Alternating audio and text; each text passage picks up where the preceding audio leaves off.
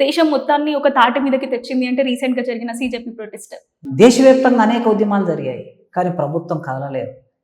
ఒక్క జంజీతరం రోడ్డు మీదకి వస్తే ప్రభుత్వం దిగి వచ్చి మంత్రులు చర్చ చేసి చిట్ట చివరికి ధర్మేంద్ర ప్రధాన్ అనే మంత్రి రాజీనామా చేయాలి.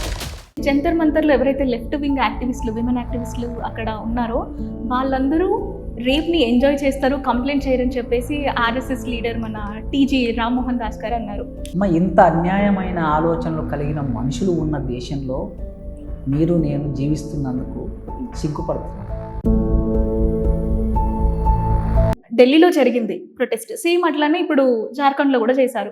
అయితే ఢిల్లీకి మద్దతు ఇచ్చిన వాళ్ళందరూ జార్ఖండ్లో ఇవ్వట్లేదు. అంటే దీన్ని పొలిటికల్గా చేస్తున్నారా, లేదంటే ఎలా అర్థం చేసుకోవచ్చు మనం దాన్ని?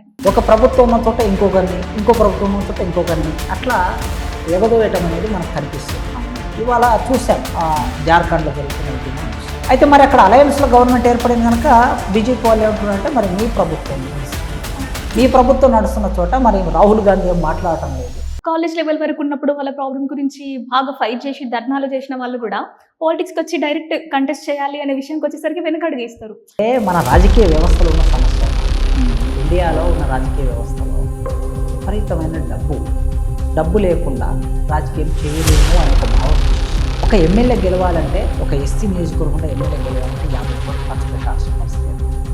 జనరల్ నియోజకవర్గంలో గెలవాలంటే 100 కోట్లు ఖర్చు పెట్టాలి. సో మీ లైఫ్లో ఒక టర్నింగ్ పాయింట్ ఉంటుంది కదా సార్, మీరు ఈరోజు ఈ స్థాయికి రావడానికి అండ్ మీ నుంచి యూత్ ఇన్స్పిరేషన్గా తీసుకోవడానికి ఒక పాయింట్ చెప్పాలి. నా జీవితంలో టర్నింగ్ పాయింట్ అనేది తెలంగాణ ఉద్యమం. పొద్దు మీద నడుస్తున్న కాలమా పోరు తెలంగాణ.